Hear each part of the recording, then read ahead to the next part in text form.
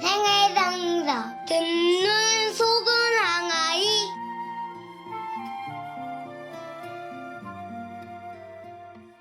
성부와 성자와 성령의 이름으로 아멘. 5월 13일 부활 제6주간 목요일 요한복음 16장 16절에서 20절의 말씀입니다. 그때 예수님께서 제자들에게 말씀하셨다. 조금 있으면 너희는 나를 더 이상 보지 못할 것이다. 그러나 다시 조금 더 있으면 나를 보게 될 것이다. 그러자 제자들 가운데 몇 사람이 서로 말하였다. 조금 있으면 너희는 나를 보지 못할 것이다.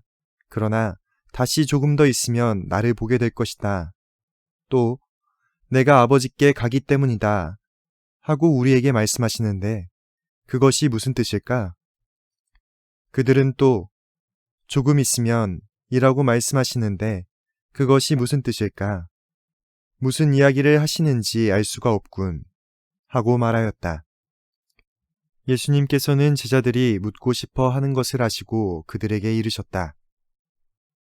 조금 있으면 너희는 나를 보지 못할 것이다. 그러나 다시 조금 더 있으면 나를 보게 될 것이다 하고 내가 말한 것을 가지고 서로 묻고 있느냐? 내가 진실로 진실로 너희에게 말한다. 너희는 울며 애통해야 하겠지만 세상은 기뻐할 것이다.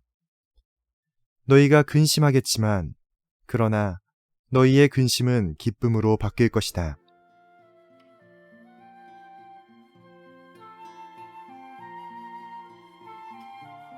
오늘 복음에는 조금 있으면과 조금 더 있으면이라는 표현이 세 차례나 등장합니다.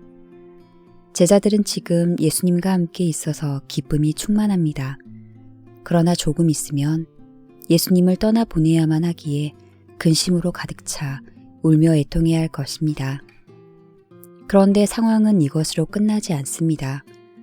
조금 더 있으면 제자들은 예수님을 다시 만나게 되어 그들의 근심은 기쁨으로 바뀔 것입니다. 그렇습니다.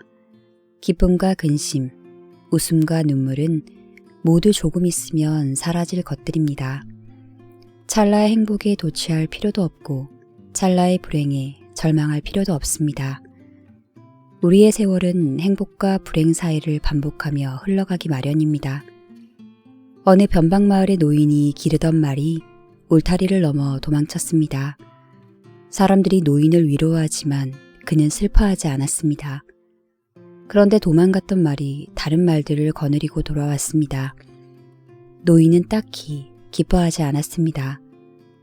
얼마 후 아들이 말에서 떨어져 다리가 부러졌습니다. 여전히 노인은 평정심을 잃지 않았습니다. 그리고 아들은 다친 다리 덕분에 전쟁에 나가지 않았습니다. 이 이야기에서 세옹지마라는 사자성어가 나왔습니다. 인생은 세옹지마입니다. 그러니 영원하지 않을 행복과 불행에 매달리지 말고 기쁨과 슬픔의 굴곡 속에서도 항구하게 주님께 매달리기를 소망해야 할 것입니다. 기쁠 때는 그 기쁨에 맞는 은총을, 슬플 때는 또 그 슬픔에 맞는 은총을 청하는 기도를 바칩시다. 제주교구 한재호 루카 신부님의 묵상글로 함께 했습니다. 성부와 성자와 성령의 이름으로 아멘. 생활성서 성모성월 특별 이벤트 5월 1일부터 5월 15일까지 생활성서를 신규 구독, 선물, 기증하시는 분들에게 수도자들이 기도하며 담은 시크릿 박스를 선물로 드립니다. 우와, 기대되시죠? 생활성서도 구독하고 성모님의 사랑이 듬뿍 담긴 비밀 선물도 받을 기회 지금 신청하세요. 우후! 많이 많이 사랑해 주세요.